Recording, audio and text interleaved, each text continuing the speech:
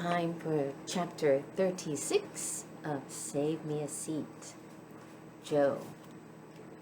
We're going to play a little guessing game, Mrs. Beam explains. The goal is to match up the objects sitting on the desk with sentences in the basket. Great. I've only been at school for 15 minutes and my day is already in the toilet. I look at the empty dish. No one is going to be able to match it with the sentence I wrote, not in a million years. Ravi is busy unwrapping his package. I'm curious to see what's inside, so I lean to my left so I can watch him. The brown paper is held on with about 1 million pieces of Scotch tape. When he finally gets it off, there's another layer of newspaper underneath, and under that, a layer of tinfoil and a lot more Scotch tape. Before we start, Mrs. Beam tells us, I'd like you all to quietly make your way around the room, familiarizing yourself with objects on each of the desks. I'll give you a few minutes to do that, and then we'll begin our game. I like it when you get to move around the classroom. Miss Frost always says the best place to start is at the beginning, so I go over to the first desk in the first row. Amy Yamaguchi brought a teddy bear, or at least I think that's what it is. It's a little hard to tell because it's gray and doesn't have any stuffing left in it. Not only that, the face is completely worn off. Whatever it is, it's ancient and probably doesn't smell too good close up. Some of the other girls brought in stuffed animals too, or girly junk, like charm bracelets and flavored chapstick. A lot of the boys picked video games or sports stuff, including Tim O'Toole, whose personal reflection object is only his front tooth. Everybody knows the story. He knocked out his tooth last winter, sliding into a goalpost during a hockey game.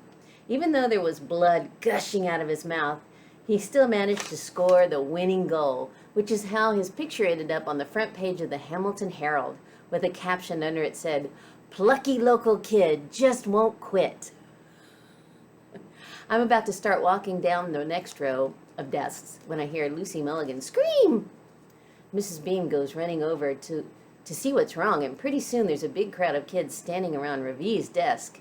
This is one of those times when being taller than everybody else comes in handy, because I can see right over their heads. Ravi has finally finished unwrapping his package.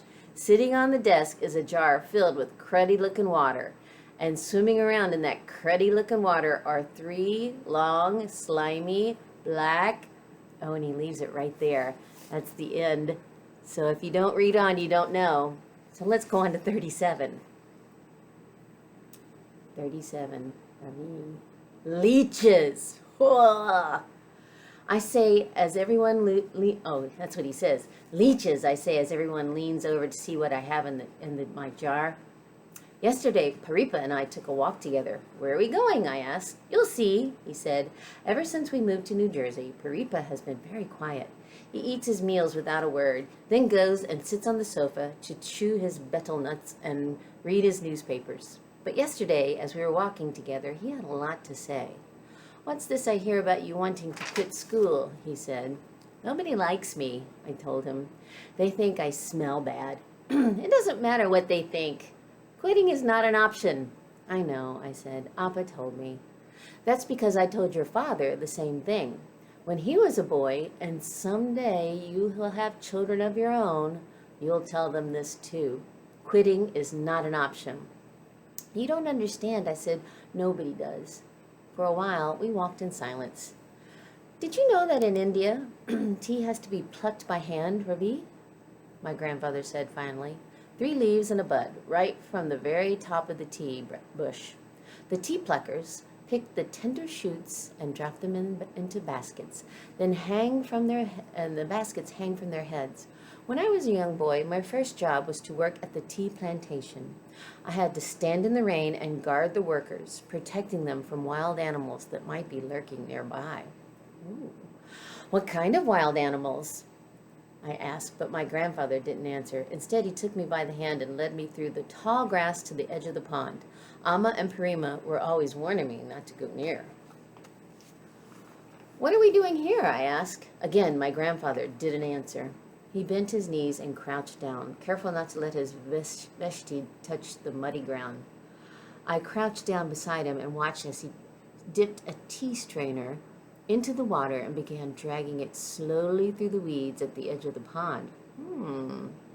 2 times he pulled the strainer out, and we peered in only at dirt and dead leaves. But on the 3rd try, his efforts were met with success.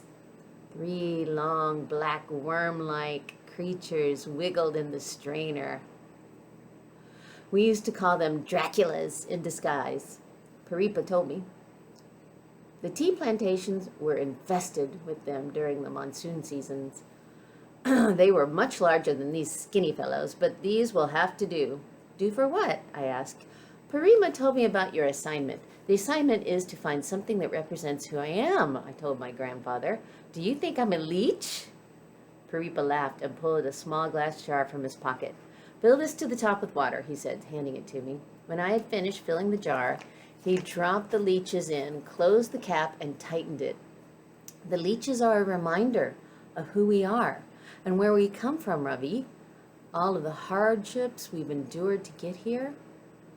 I thought about our house in Bangalore, and my friends back at Vidyaminder, especially Pramod. I thought about the way things used to be, the way I used to be. I don't know who I am anymore, Paripa, I told my grandfather. You are Ravi Suryanand. It gets me every time. It's a beautiful name. I wish I could say it. My grandfather said, putting his arm around me and pulling me close. And the Suryanarayanans never give up. We work hard against all odds and believe in ourselves. Who would have thought that I, a small tea plantation owner, would be able to send his son to a fine university and help bring his whole family to live in America too? But that has happened. I miss Bangalore, I said softly. Me too, but you will have many more opportunities here. It doesn't feel like home, I told him. Give it time, Paripa said, reaching for my hand. Come, Ravi. Amma and Parima are waiting. If we stay out any longer, they think we've been carried off by that terrible wind Parima is always complaining about. Everyone in room 506 is still crowded around my desk, trying to get a look at the leeches. The time is right, so I open my pencil box and take out the blue candy, the one Miss Frost gave me in resource room a few days ago. I put it in my desk and forgot about it until this morning. Now this little blue candy is about to play the starring role in my big plan. I look around to make sure no one is watching. Then I place the candy in the glass dish on Bigfoot's desk. So he saved that M&M, and he's replacing the one that the bully stole. Oh, leeches and M&Ms and all kinds of fun stuff. We'll leave it there. And then the next couple chapters will be together as well. Until next time.